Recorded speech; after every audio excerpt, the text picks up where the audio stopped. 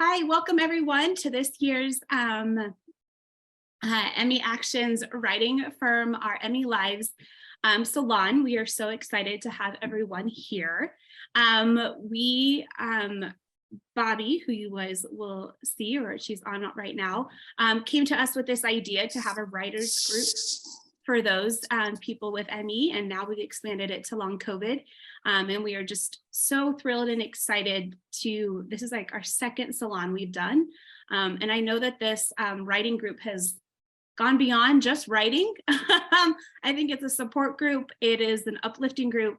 I just heard from somebody in Scotland who said this group has provided them so much more than just critiques on writing. It's provided them a new kind of type of family. So just want to say thank you so much, Bobby, for creating this space, for this to be a place for people to gather and share their stories and their journeys. Also, I shared working with Emmy Action, one of my favorite things to do is get to witness the creativity of this community with our writing salons, with our artist salons, with the Severe ME Artist Project that Emmy Action has. It is just continuously blown away by everyone's amazing creativity and artistry. So thank you so much for joining and watching. I am now going to introduce, quickly, Steve, can you just put up quick 2 slides?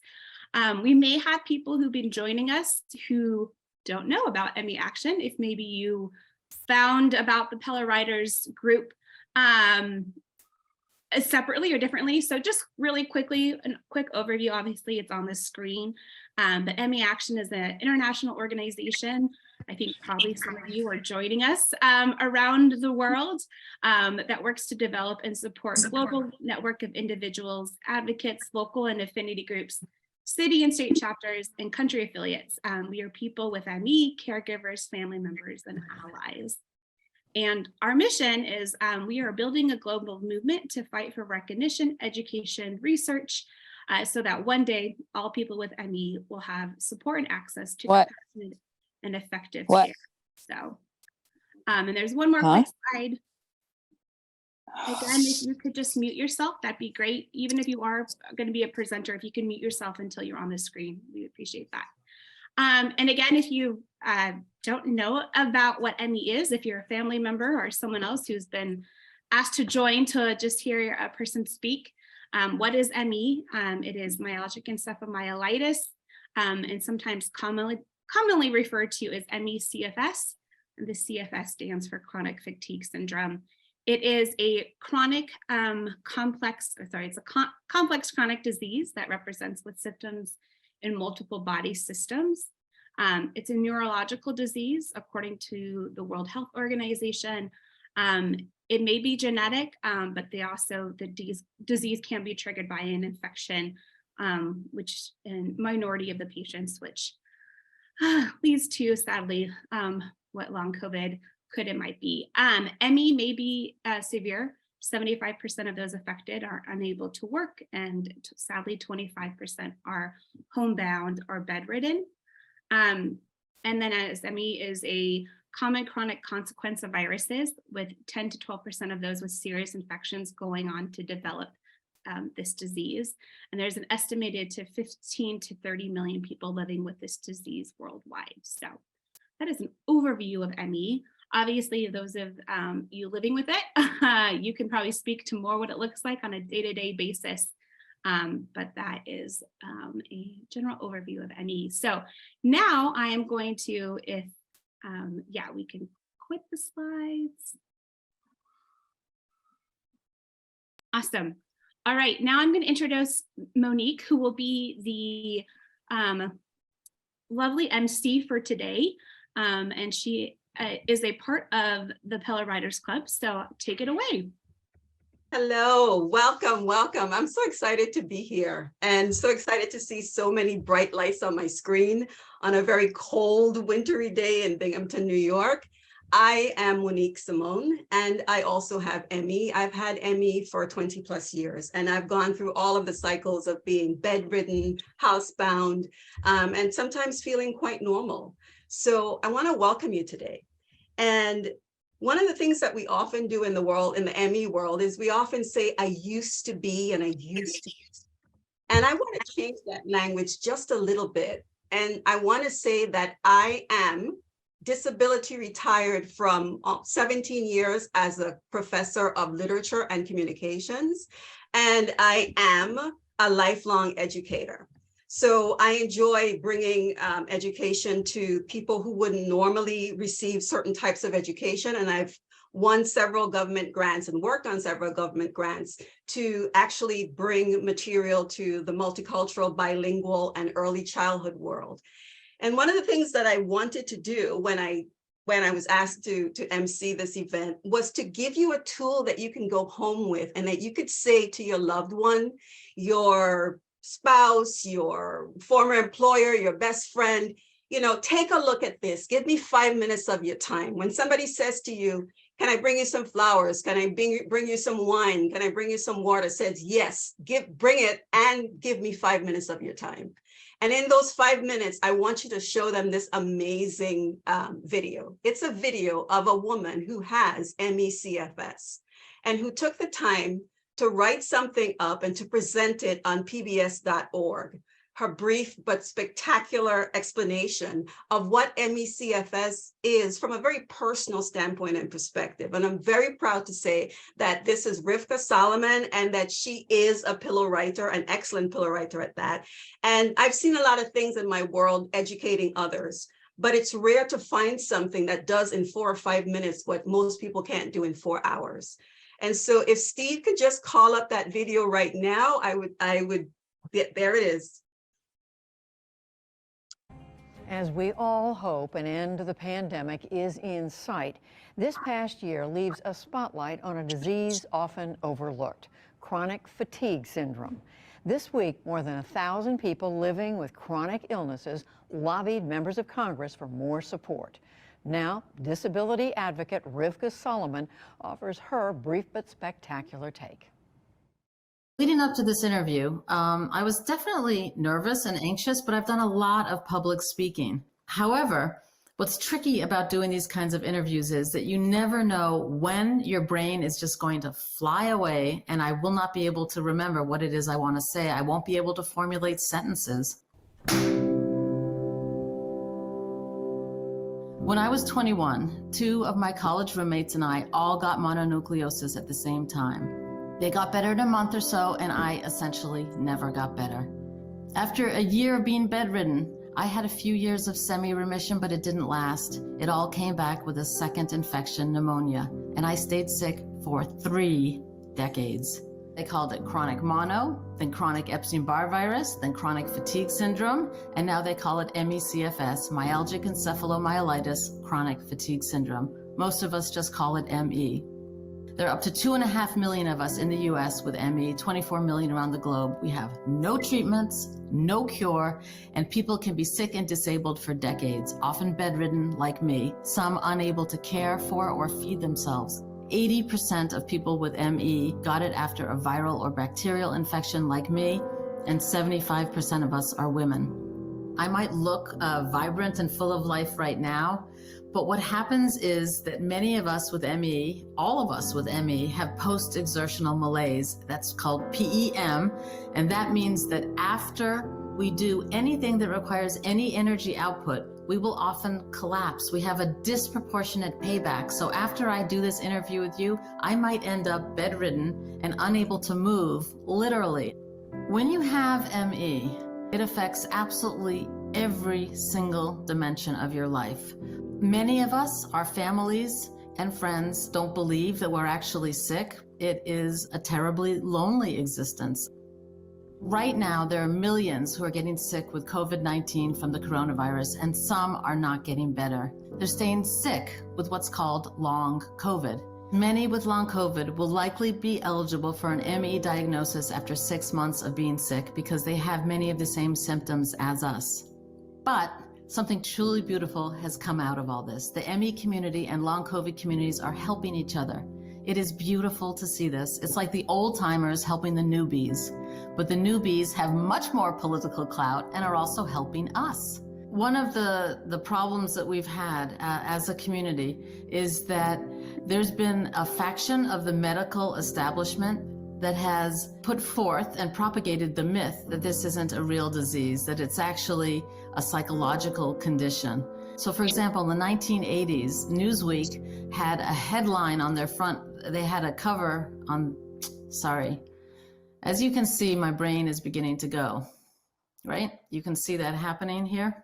Even right now, as I'm doing this interview with you, I can feel the brain fog is taking over, and I can't remember what your question was, and I can't remember what the beginning of my sentence was. I don't remember the point that I'm trying to make. The one thing I want people at home to take away is to believe a person when they tell you how they're feeling. Don't dismiss them, don't disregard them, believe them and have compassion. My name is Rivka Solomon, and this is my brief but spectacular take on advocating for people with chronic illness. And Rivka Solomon, we thank you for sharing your story and the story of so many others. And you can find all of our brief but spectacular segments online at pbs.org/newshour/brief. Isn't that something? That was something. I actually had a wonderful thing that I wanted to present to you, and then it just so happened, I think 2 days before I was supposed to come on, I found this. I thought, oh my God, it's perfect, because now you get to be audience advocates. We have posted the link in the chat, and you will also see this link again when you see the replay of the video. But from now on, you can just pass this on, post it on your pages, share it with people, and they can see it from a personal perspective. Because I think one of the things that happens in the ME/CFS world is we have a lot of ME/CFS advocates talking to ME/CFS patients and vice versa. But there's a whole world of people who don't understand. I think videos like this that really encapsulate a story in a very personal way that speaks for so many of us will actually make such a difference if we can share it more so. So you become an audience advocate simply by sharing.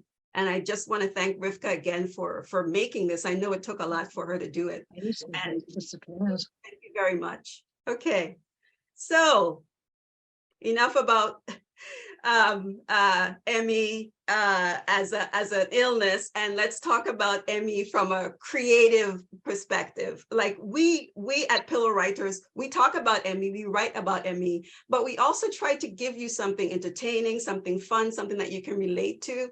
And I write about ME, but I also write about falling in love and falling out of love. And you're going to find that these writers are doing the same things. They're writing about such a wide range of topics that you really just feel like you're in a great room with a bunch of other writers just enjoying their writing, and I want you to be able to do that.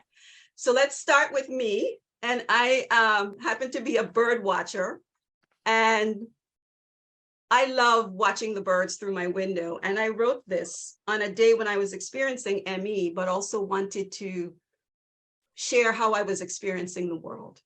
So this is the cage.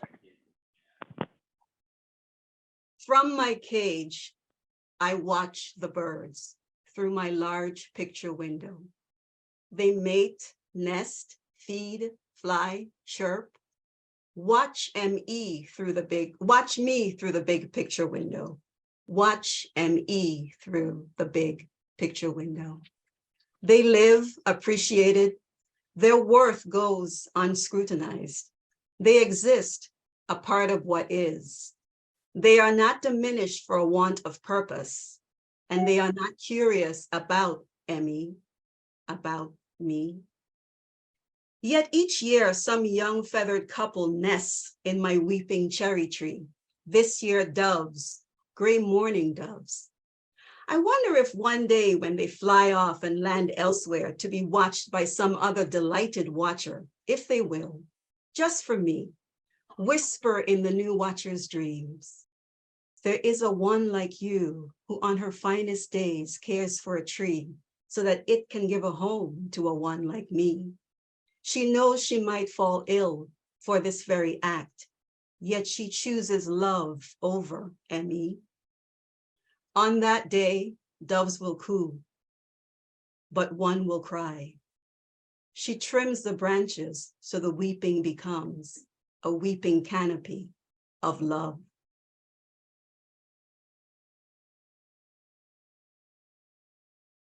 Thank you. Feel free to take a moment and write a few comments about it, anything you'd like to respond to before I introduce our next wonderful pillow writer. We're going to be posting in the chat for you a number of links that you can use for Emmy resources, certainly Emmy action resources and other resources that will be very useful to you. Okay. Huey, you ready? Oh, yeah. Our next pillow writer is Hugh Carroll. Yep, that's me. Hello. Throw it over to you. Okay, so a brief intro. My name's Hughie, and I first got ill in 1991. I was a performer in a new circus theatre, and a stunt went wrong, and I fell from the rigging bar nearly 30 feet, and I never recovered really. So I started writing, I started meditating, I tried everything I could find. And it was really going into silence and focusing everything that I had on the present moment. It was very healing over the long haul, because I had very bad PTSD from this accident. So focusing on the present moment was like bringing me back out of that experience over and over again. But over time, you know, in the Zen circles, traditionally you write haiku, and I just love that style, and I started writing some of my own stuff, my own like anecdotes in this style, which started to expand. And somebody said that I should call them Huku.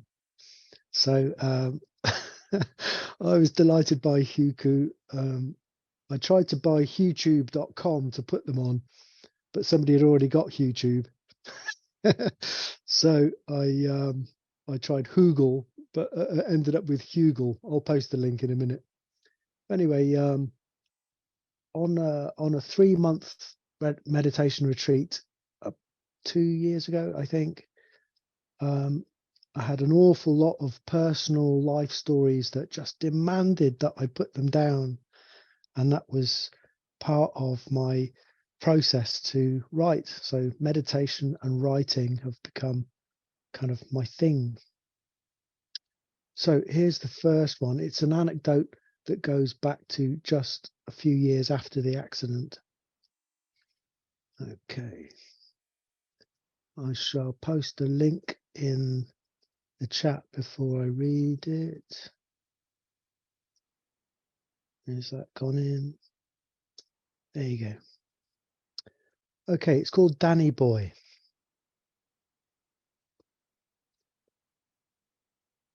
Michael's only words were yeah and "Nuh," enough to hear his Irish brogue. The stroke had been severe. His eyes always sparkled with mischief. He'd shuffle over and do his thumbs up over and over, forever finding something to laugh about. At the height of summer, we had a group outing to Savernake Forest. The van had special rails in the floor to fasten the wheelchairs. He did his yeah and his thumb to nearly everything. It was marvellous.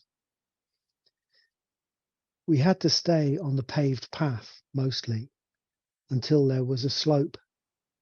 I stood on the back brackets for a bit, and the two of us freewheeled. He laughed so hard I got carried away and went again, picking up too much speed until we spilled out in a dramatic crash. We were far enough away from the rest of the gang to get away with it, but my God, we were nearly sick laughing. Yeah, thumb. On the way home, everyone went quiet, looking out at the hard yellow summer, minds in neutral, looping with the swifts. And then Michael sang, really sang like a chorister, a bell-like voice, perfect. Oh, Danny boy, the pipes are calling. Everyone's mouths fell open. By the time he got to from glen to glen and down the mountainside, I felt the tears prickle. But when he sang, in sunshine or in shadow, the heart gave way. He sang for all of us. Okay, so that's Danny Boy. And the next, what did I say I was going to do? I was going to do Orion. Okay, so this is the second of my 3 pieces. And it's about last summer, during the heat wave we had here in the UK. Hanging over the neighbour's roof, Orion. Winters are coming then. His glittering belt of nebulae, solid proof of magic. As I gawp and try to remember the old names, I twiddle my beard, other hand on hip, and wonder if some far distant ancestor had ever done this exact same thing, just before an autumn dawn, not sleeping, his dog having a pee. There, Menkalinan, Aldebaran, Bellatrix, and just behind the tree, wow, Rigel, all a glitter. Maybe too low to see Sirius, one of the hunter's dogs, only a bazillion miles the other side of the shed. The unthinkable reaches of eons, of light years, the immeasurable heaven of Laniakea, all that space, all that time, apparently the same thing. What a trick. My tea will have brewed by now. Me and the dog go back in. He's a pain, but I can't help but love him, little Bernie Boop, here at the center of the cosmos. And finally, oh, I've flipped screens back to this one. I saw all the people clapping. I didn't realize. Right, there's the last one. It's Zebra. And for our American friends, zebra. Jules wanted to buy the zebra. It was an actual zebra, stuffed and standing about weirdly in the second-hand shop, a natural habitat for terrible taxidermy specimens. The idea had seized her and our chum Sally, and so it was that the 3 of us went to make the purchase. Students. Anyway, it turns out it's really hard to lug about, African equine awkward and very heavy. There was quite a way to go, and while they announced, amidst gales of laughter, that it was going to be called Brett, I decided to lift it using the classic fireman's lift. As soon as I got it up on my shoulders, I legged it for home. After a quarter of a mile or so, enduring the honking of passing cars, I was shagged, so I put it down and turned back. Way in the distance, I could just make out the waving of arms and legs as they lay on the floor in convulsions.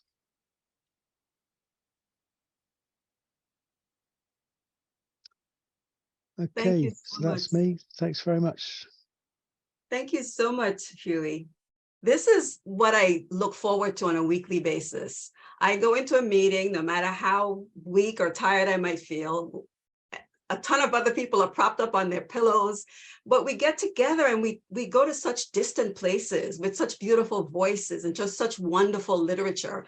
It's such a good time. And this is what's coming out of the MECFS world. And I've only been with Pillow Writers for 6 months, but in that 6-month time, I've seen such amazing, remarkable talent that I wish I had some of this material to share in my literature classes. Just wonderful stuff. I'm so appreciative that people are using their energy to be here with us today to listen to this, and for the pillow writers who are here sharing as well. I'm now going to turn you over to Don McReynolds, who has a way of scooping out your insides and having you face just about everything you need to face in this MECFS life in such an authentic way. And I'm just really looking forward to you hearing her piece, Rest. Don? Thank you. Thank you for being here today. My name is Dawn, and I live in Washington State with my husband, and we have 2 teenage children and 2 cats. I became ill practically overnight 6 years ago this April. I've progressed from very ill to moderate on most days, although I do still experience crashes probably about every other month or so. But one of the gifts that illness has given me is a discovery of my love of writing. I have a couple of projects in the works that are not quite complete yet. One is a collection of essays and an interactive ebook done in a mix of audio, video, and print formats. And the other is a full memoir manuscript that highlights the emotional journey we take when our lives turn upside down from a change we didn't ask for. The piece I'm reading today is called Rest, and it's from the memoir. Let's get my screen ready here. I have a confession to make. I nap a lot. In a productivity-based world, this is hard to admit. When I first became sick, I would fight the need to nap. Not unlike my younger self, who was kicked out of preschool because I refused to lay down and be still. But just like Cinderella at the ball, even though there are so many things I want to do, it must come to an end when the clock begins to chime. Nothing I can do to stop the transformation as my brain becomes too weary to think, and my cells begin to tingle and collapse. The time for departing has come. When I used to run and while I was training for my triathlon, I had the general knowledge of the importance of rest days, and I did dutifully take the recommended day or 2 off each week from training. However, that was about all I did in the way of restoration. It never occurred to me to actually nap. I mean, who has time for that? After getting sick, and even though I was no longer a runner, I felt compelled to read Let Your Mind Run by Dina Castor, American record holder from 5K to marathon. She also did not understand the need for rest while running during her college years and experienced many injuries and poor races during that time. It wasn't until she was training with an elite group of runners post-college that she truly understood the need for rest to allow her body to recover. Instead of resenting the time needed to nap, she began to make her daily nap a ritual experience. I was inspired by her ideas, and now I too have perfected the art of the nap. Some days I might use aromatherapy or oil-infused compresses or wear pretty pajamas. Some days I might listen to binaural beats or ocean waves or a gurgling stream.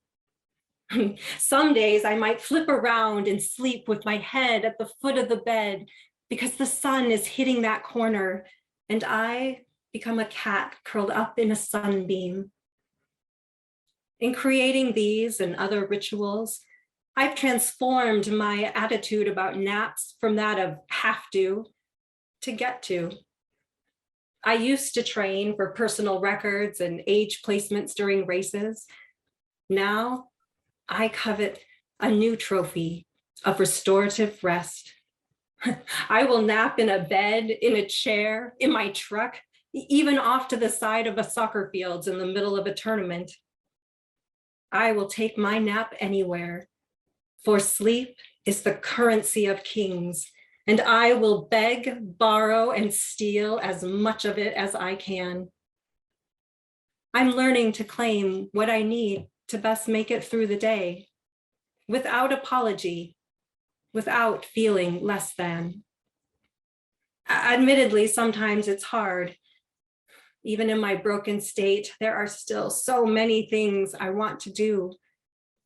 But I know I must carefully manage my energy stores to make sure there's enough of me to go around, to be present for those who count on me. I give up my time for them and make sure to rest.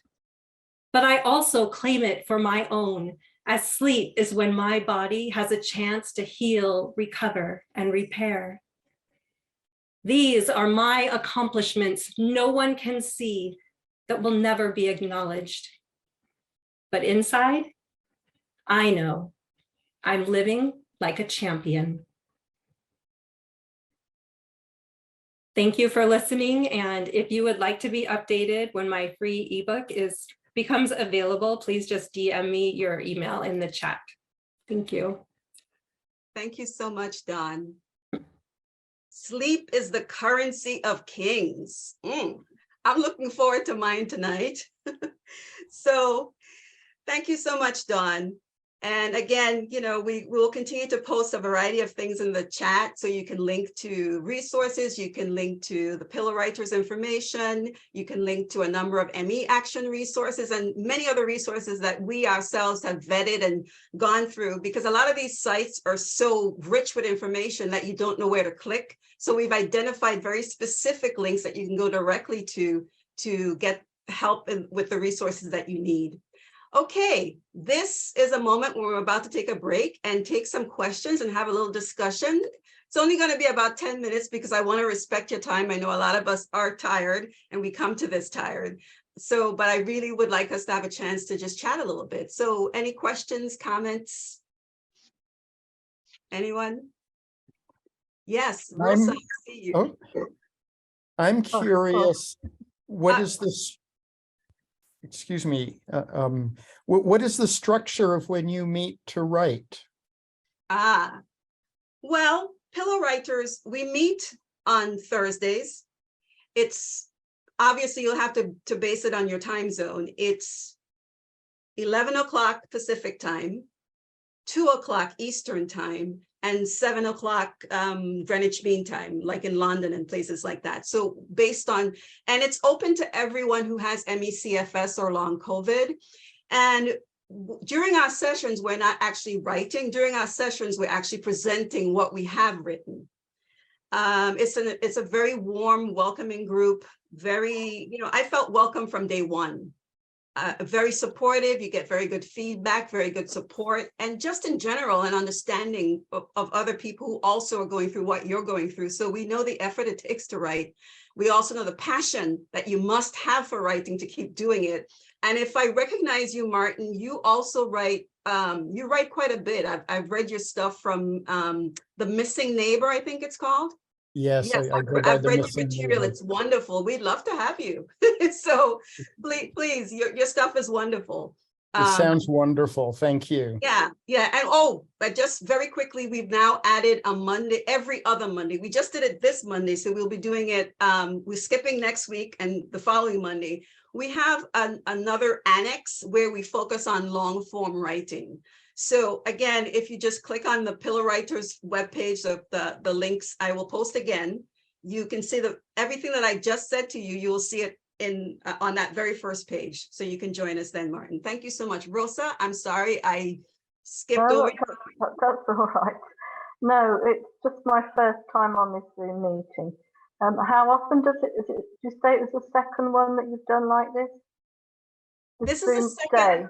This is the second live salon where we're showcasing just, just a little taste of some of the beautiful writing that we encounter every week, as we're writing in process. So this is our like showing the world some of the work that we do. And the Thursday meeting, is it the same format? Is it a Zoom meeting? Well, no, the Thursday meetings are us reading and sharing the work. Is it done like this? Is it done like this as a Zoom meeting? Oh, it's done as a Blue Jeans meeting, and the link is always the same. The link can be found on the very first page, pillowwriters.wordpress.com. And the link, the link is actually in the chat right now, Rosa. Okay, thank you very much. Okay. More hands, more questions? Okay. Oh, I think Jean. Yeah, Jean has her hand up. Hi, I'm a friend of Bobby's. This is the first time I've tuned into your group. I've been hearing about it for years, and I just want to say to you all, bravo. I don't have the energy to do something like this. I put my energy into a few things that I do, but I think you're fantastic. More power to you. You're fantastic for sharing that with us and for being here. And of course, that fantastic is for all of you, Dawn, Huey, all the others who are about to come on, Rivka, certainly. So thank you so much. Yeah. It's a bright light for us when we can share our work and people appreciate it. So absolutely. Thank you. Do I see another hand? Is there a specific genre, or is it just any writing? It's any writing. Yeah, there's not a specific genre, but the Monday group is more focused on the longer form writing. But I, for example, I write poetry, I write long form, I write short story, I write comedy, just a little bit of everything. I laugh, I cry, I mourn, every week. It's wonderful. I just started picture books, as well as I just finished my very first rough draft of a middle grade novel. So children's literature. Terrific. Terrific. Wonderful, Irene. Thank you. I'd love All to right, join. we have a question. I just want to quickly say it. You can actually also ask questions to the people who presented if you have questions or comments about their writing. But I mean, love that this is also an FAQ about Pillow Writers. We have a hand up. Patricia, your hand is up. Yes, I just wanted to say thank you. I've had Emmy for 35 years, and this is the first time I have heard it described from the inside. I keep thinking I'm going to start writing and keep not doing it. So thank you so very much. I'm in tears. I'm moved. So thank you. Thank you. And again, just as Erin just said, feel free to ask questions of the other Pillow Writers. I'm just kind of answering the general questions, but I mean, I love their work. I ask them questions every week. So this is your turn to ask them a question or two, if anyone. All right, we have KT King has her hand up. Okay. Oh, hi. I don't know if I'm on, am I? Yep, we can hear you. Oh, sorry, I don't really know how this works. It's my first time. I just wanted to ask about the link to the Pillow Writers being, you said it was Blue Jeans. Is that some kind of alternative to Zoom, or what does that actually mean?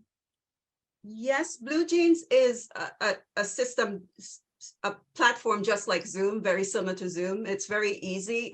When you go to the main page for Pillow Writers, pillowwriters.wordpress.com, the link to the Blue Jeans meeting will actually be there. It's the same link every time. So just click on that when the time arrives and you're in.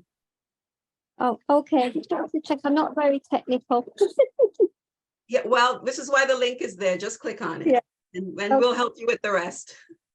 And I just want to say thank you for everyone who's organised this and who are sharing. And I've written 3 novels, but this last year I haven't been able to write at all because my fibromyalgia has really kicked in.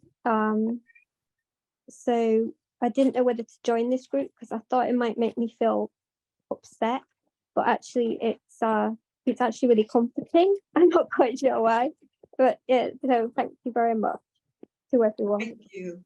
It's so good to hear that. We have one more hand. I didn't raised. see. We have Amber. Amber, I see you now. Okay, hi. Hi, first I just want to say thank you for everyone who's sharing. You've made me quite emotional, in a good way. And then secondly, I was wondering, excuse me for my emotion. I'm sorry, I didn't expect this. So I started writing when I was sick, when I started getting sick a few years ago. And I'm a 3D artist. I was a silversmith, a sculptor, and exhibited around the country and started incorporating some work, written work with my visual work. And so right at that point is when I started getting more into writing as I became more ill and not knowing what was happening. And so I'm just wondering, I'm quite nervous to share. Is it possible to sort of join and get my feet wet listening for a little bit before? Absolutely, absolutely. Thank you.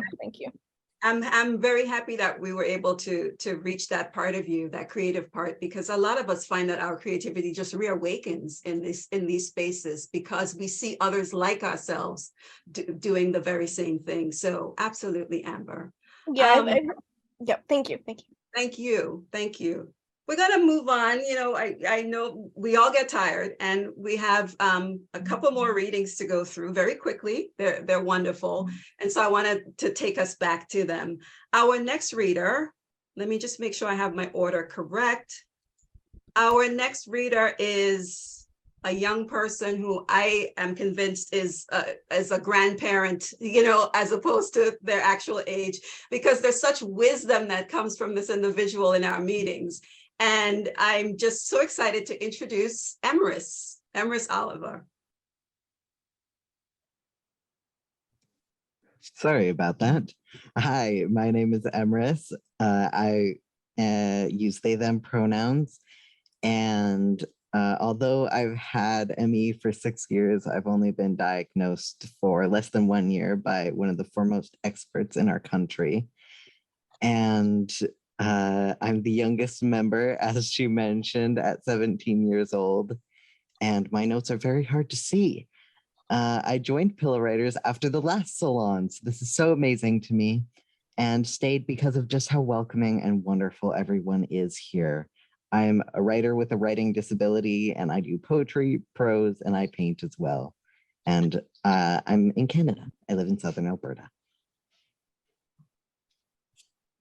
I don't know which poem I'm reading first. I believe that the one, yes. My first poem is titled, They Stared. I was scared of using it outside. I thought that people would stare. People did. They stared and followed me with their eyes as I moved. Looking back on it, people actually looked at me with more pity with a walker than they do with my wheelchair. Yet people tell me they hope I get better soon. People want me to go from a wheelchair to walker to walking. Yet I was the opposite. I'm supposed to get better. For years, I tried to get better. I was told that it was my fault. Try harder. Try this, you'll get better. I know I need to rest. I just don't want to. It feels like giving up. No one thought I needed a wheelchair. No one even thought I needed a wheelchair. I've had to fight to not get better. I've had to fight to rest, fight others, fight experts, fight myself. Right now, I'm just going to live. And I hope that I didn't jump into it too quickly, everyone. I hope that I got that order correct. For my second poem, we first have a picture that I would like to show. So that is a picture of very little me, and it goes along with my second poem, which is titled Who I Am. Mummy, mummy, take a picture. I was wearing my Carhartt overalls, a velvet purple shirt, and of course, my pink tutu and pink sparkly shoes. My favorite color was pink. And of course, it needed to be photographed with a fun pose. I always asked my mom why there was just he or she, boy or girl. There's just no other options. Now she wishes she knew. Neither of us had the words to describe how I felt. She almost got it one time when I was in elementary school. Do you want to be a boy? She was serious. Her eyes asked, who do you want to be?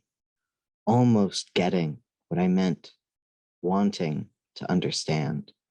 No, I said, because I don't want to be a boy. It wasn't until the beginning of grade 7, I was the push people needed to make a gay-straight alliance. We were invited to the first annual GSA conference. I was one of 2 people from my school of 600 to go. And there, I was handed a card. And for the first time, I was asked my pronouns, not told. So first, I put she, because that's what I've always been told. Then I put they, because I actually had a choice. The longer the conference went on, the more I realized I didn't want to be called she or her. So I replaced it with just they, them. We'd had talks in school, your body will change, this is what'll happen, yada, yada. But I would always ask, but do I have to? Yes, of course.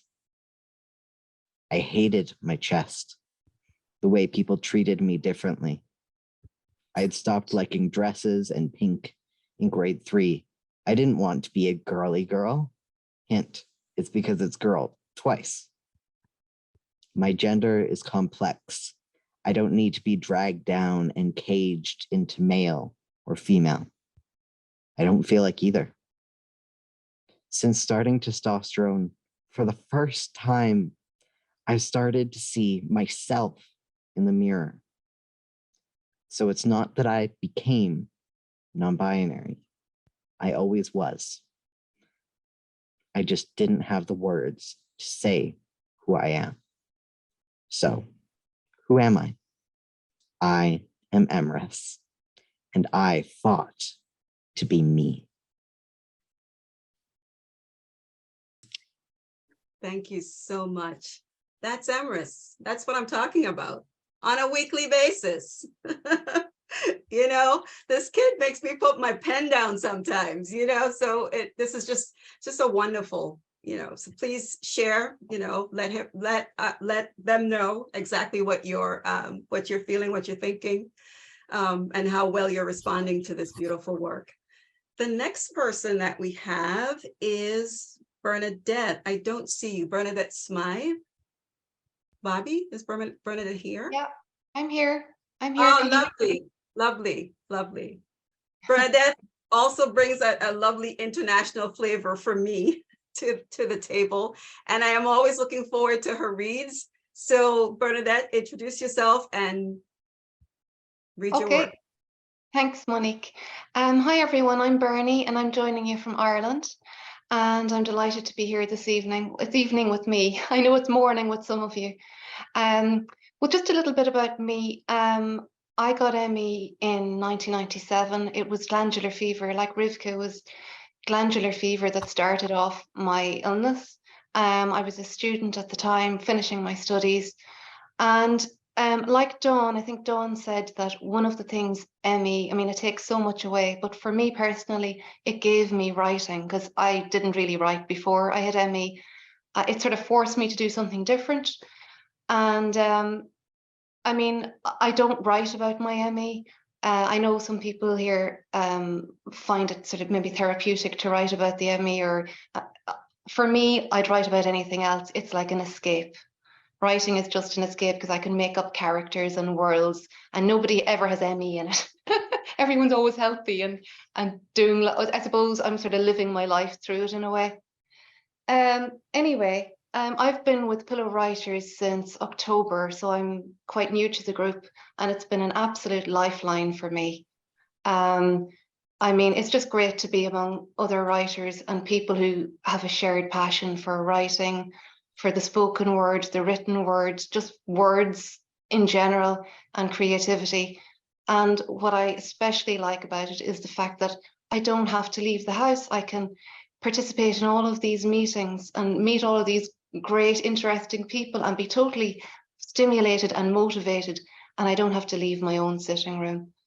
Because as you know, it's so hard with Emmy sometimes to actually get places.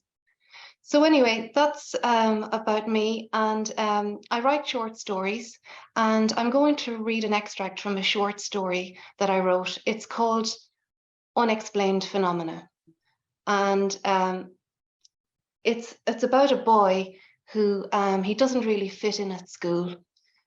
He finds it very hard to make friends. His name is Mark, and he's the narrator of the story, but he's a man when he's telling the story. So he's a man looking back on his childhood, looking back on his school years, and at some of the events that happened in his childhood. So as I said, he finds it really hard to make friends. And at this point, when we join him, he's thinking back to the time that a new boy joined his class at school. I think class, just to clarify, class in Ireland means grade, I think, in America. You know, it's the level of school you're at. So this new boy called Robbie Kenny joins the class at school, and this opens things up for Mark. So as I say, he's a man looking back on his childhood, and he's thinking about all of this now. So I hope that's clear enough. I'm just going to read an extract from it. I can get it up. So the story is called Unexplained Phenomena. Robbie Kenny was the new boy at school. He was a small, round boy with white, spiky hair and green, glittering eyes, ones that made him seem mildly exotic, at least to me. Most exotic of all was the fact that he had previously lived in America. All of the boys were curious about that. "Did you live in a skyscraper?" Fintan Mullen asked him one day in the cloakroom. "No, it was just a normal house." "Ever seen a snake?" Liam Callan said. "Only a dead one," Robbie said. That was disappointing, but he made up for it with a disgusting story about a flying cockroach. He had another story too, even better, about a haunted house in Queens. I had no idea where that was. I don't think any of us did. "It was really spooky," he said. "Like it was July when we went there, but the house was freezing, and the kitchen stank of fried eggs." His hand flew out and did small, jaunty turns in the air. "I mean, there was no one living there. No one had lived there in over 50 years. "So," Sean Roach sneered, "that doesn't prove anything. Anyway, everyone knows that there are no ghosts in America. You only get them in old countries." "There are so," Robbie said. But it was no good. The argument was lost, and soon he was exiting the cloakroom in defeat. I watched him cross the yard and go out the school gates. We weren't allowed outside the school during the day, but special permission was granted to boys who went home for lunch. A long, narrow lane ran along one side, dividing the school from St. Brendan's Church. Robbie walked up the lane and turned in the side gates of the church. Then he disappeared from view. I knew for a fact that there were ghosts in America. I considered myself something of an expert on the subject, due to the many hours I'd spent reading Unexplained Phenomena, my favorite book.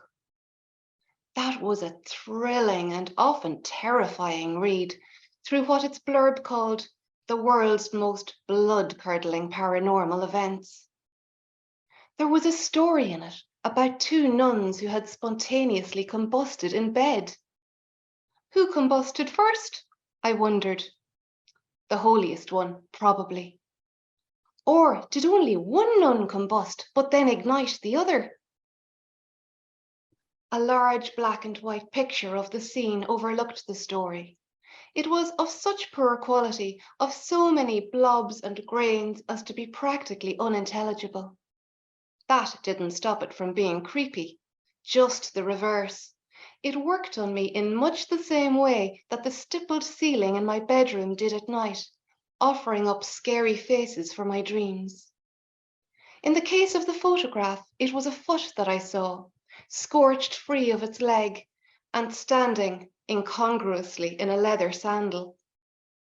It always comes down to the gruesome details, doesn't it? To scorched feet and exploding eyeballs and headless sheep. There was a particular type of pleasure involved in thinking about such things. I used them to measure different paranormal fates against each other. That was another pleasure, deliberating endlessly on which fate was the worst. Alien abduction usually came out on top, but I was always changing my mind about it. Now, if this seems like a lot for a 12-year-old to be going on with, let me explain that there were many quiet hours to be filled in the evenings.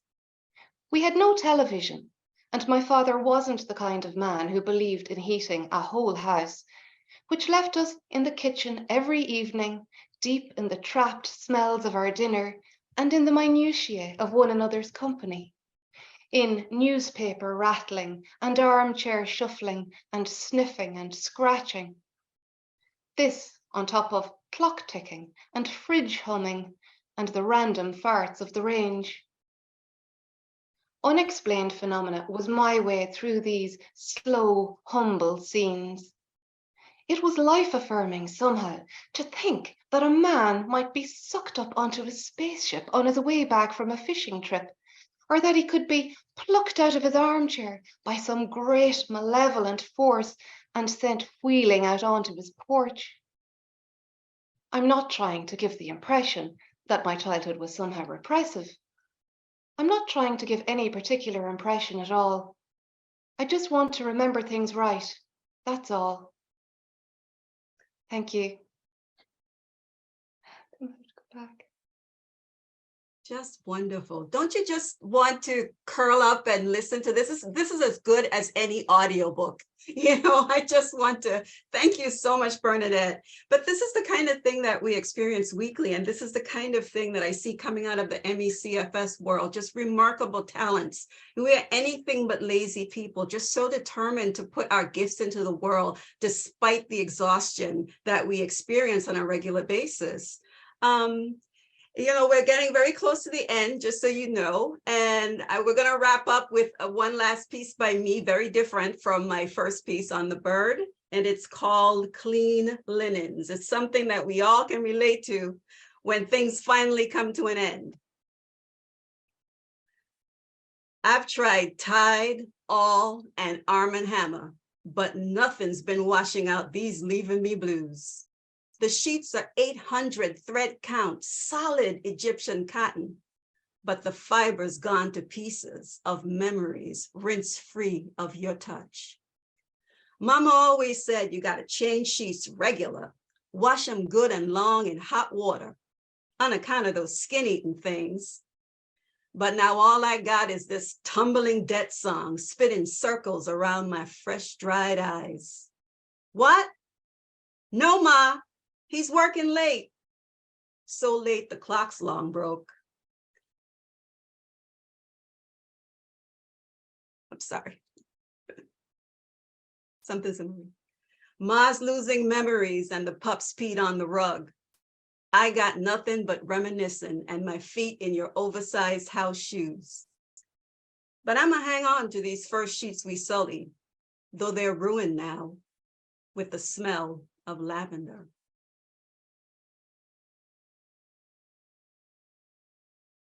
Thank you. So that's the last reading for the day. And I hope you remember us like the smell of lavender.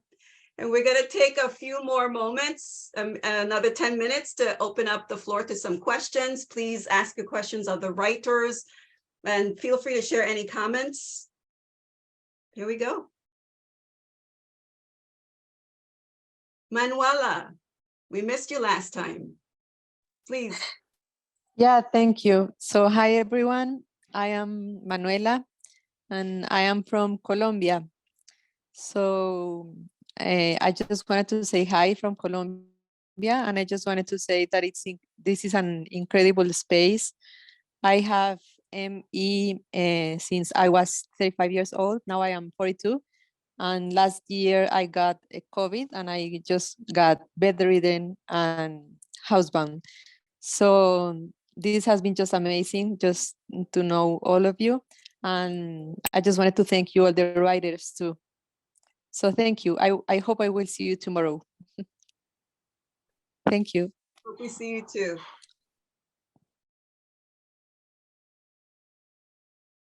Anyone else? Am I missing anyone, not seeing anyone? Patricia, I see your hand. I just wanted to say, probably like a lot of people, my body doesn't feel right. I can't feel parts of it sometimes. And as I've lain against my pillow listening to this beautiful writing and tingling all over, which is, I think you have all energized my soul. And I feel literally, physically, so much better. Thank you. It's wonderful to hear. See, we can energize each other with our creative writing. It's amazing. It's wonderful. Another hand, I see Selena.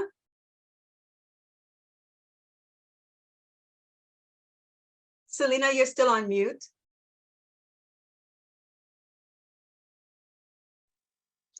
Right, I think it's working. Hi from Scotland. I'm Selena. I just want to say that, do you know, ME is such a horrible illness. I've had it since 1993. And it is so inspiring to see what everybody has done, how being so ill can kind of unleash a creativity, I'm guessing, that perhaps some of us might have already had, or was latent in us because we were so busy doing whatever it was we were doing before we became ill. And so despite what I'm sure everybody has gone through and has endured and is still enduring, I think it's absolutely fabulous that people can create and produce such fabulous poetry, haikus, stories. You know, the creativity, I think, is just absolutely fantastic. And I applaud everybody who's presented tonight, and I've really thoroughly enjoyed it. I just wish it was earlier in the day, because I'm an early bird. At 8:10 at night here in the UK, in Scotland, I'm getting ready for bed normally. So, but fantastic, and well done, everybody. Thank you. Sleep well, Selena. Rest well. Thank you so much. Thank you. Do I see other hands? Are you sure? Okay. Well, once again, we're going to have links to the live, to the replay of this salon. We're also going to have links to the things that we showed today, like Rivka's wonderful presentation from her personal experience. And many of the poems themselves, poems, short stories, and essay pieces are collected together, and we're working on putting together an anthology for you so that you can have a lot of this writing for yourself to continue to be inspired and to revisit the words and to share them with others. And I'm also looking forward to a day when we can maybe have a lovely podcast so you can hear more of us and more of this kind of thing coming from us and continue to stay inspired. So we can say, I am a member of the MECFS community, and I am proud of these writers. I am proud to share my writing. Does anyone want to say anything? Anybody from who presented today? Anyone just want to share a word or two? I hate to be the only one speaking. Dawn, Huey, Emrrys, yes? I just wanted to say how extremely lovely this group is. And so many of you guys, all of you, I consider to be another family of mine. And there's been so many days where the thought of the Pillow Writers meeting coming up is what gets me through the day. Because it's so much more than just a writing group. And it's always so amazing hearing these like Oscar-worthy performances of people's writing and getting to talk with the people who made it. It's like meeting celebrities every week. Like, oh my, you wrote that beautiful thing and I get to talk to you? Oh my. And it's so amazing. And I thank all of you so much.